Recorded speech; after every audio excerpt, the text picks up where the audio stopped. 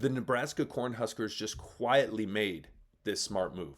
Let's talk about it. My name is Aaron, and with my buddy Paul, we are the Big Ten guys. Do not miss out on any Big Ten news, analysis, rumors, whatever it might be, right here on the Daily. So just hit that sub button, notification bell, and hit the like button. For goodness sakes, Nebraska football coming to Kansas City in less than 2 weeks against the Bearcats. Come on, guys. Big Red Nation, what are you doing? Hit the like button.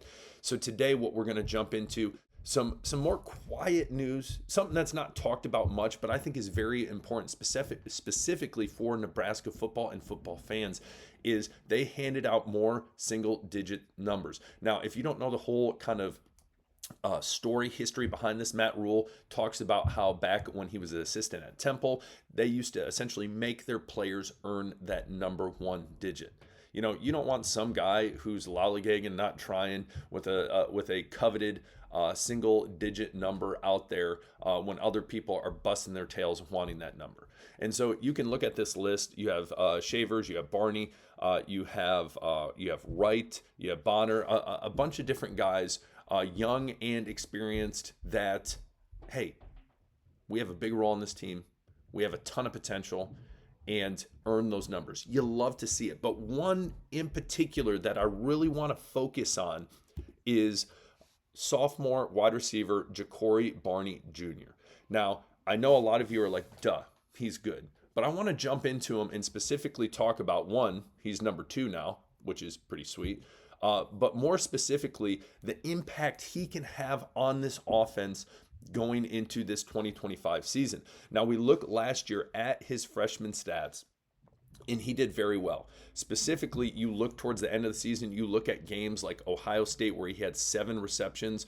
Though that was only for 50 yards, still, man has solid hands, man is quick, he can make plays if you get the balls in his hands. You look at the Wisconsin game, 9 receptions, 85 yards, very impressive. So the kid can play. He's looking for his first touchdown reception, but Dylan Raiola is going to make that happen this year. But this is the type of player that I think is going to surprise a ton of people, specifically in the Big Ten. And so we look at going back to this news, getting a single digit. It, for a fan, as a Nebraska, I'm a Michigan State fan, but I love talking football, specifically Big Ten football. But you look at this and you realize, hey, this is the stuff we want to hear. A guy like this coming into the wide receiver room as a sophomore, earning this single digit in Matt Rule's eyes, in this organization, in this college's eyes, hey, he's doing the work. He earned this. So in my mind, it's only a matter of time before he breaks out and he proves on the field that he's going to be able to do that. Now, I think he is going to be able to do that week 1 against the Cincinnati Bearcats. And the reason I say that, you look at that team last year, going into this year, they're not returning much, guys. They have 4 starters on the offense, 5 on defense, not really any experience in the secondary, starting-wise. And last year they went 5-7. This is an opportunity for the Cornhuskers to come out in less than, I believe, 2 weeks, and really show college football that they mean business. This is a Power 4 team. They're in the Big 12 now, if you forgot.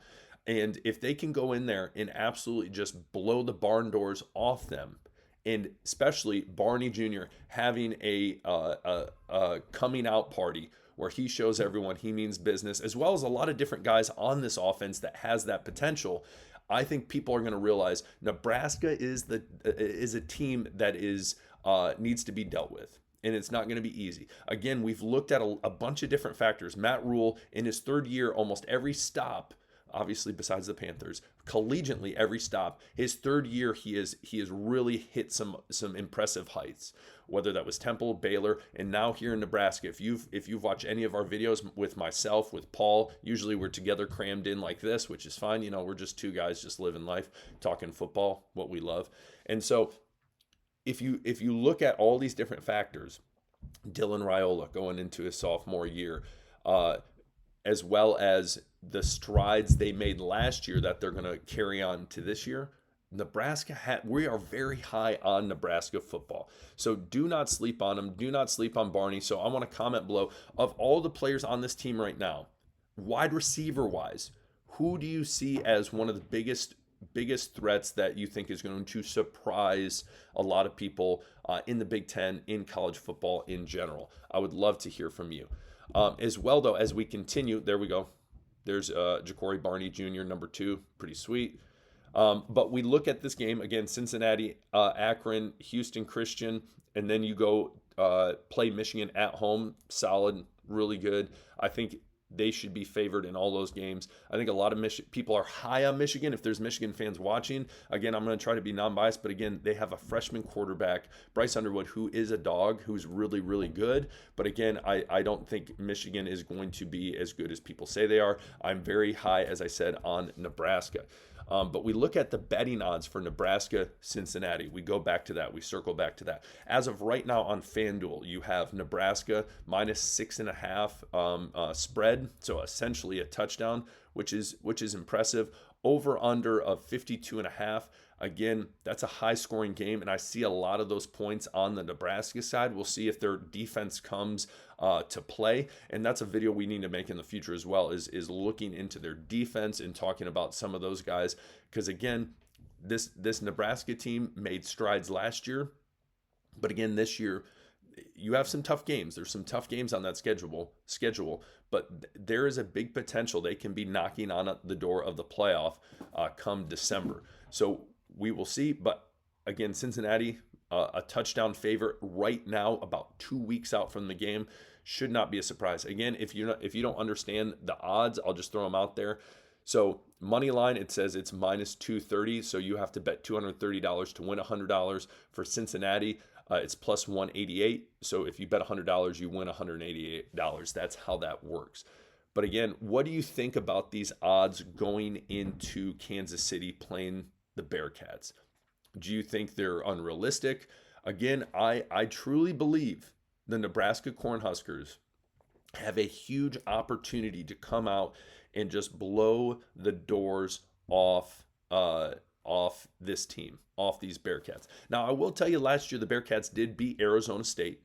Arizona State made the playoff last year. Sam Levitt, who it's going to kill my heart, fun fact for you, he was on the Spartans in that whole Mel Tucker debacle, and he ended up leaving. And I like Aiden Childs. I really do. But Sam Levitt was the one guy I truly wanted to keep because he was special, and clearly he showed on a lot of Heisman watch lists, but that's beside the point. This is a Cornhusker episode. So I'm not saying they're going to be a pushover, but again, you look at what they finished out with 5 losses last year. And guess what? It's going to be 6 in a row after the Cornhuskers. So comment below. Tell me what you think. Ja'Cory Barney, do you think he's going to have a breakout year? Anything else? What do you expect of the Cornhuskers week 1? I would love to hear from you, Big Red Nation. And if you haven't hit that sub button, we'll talk later. Peace.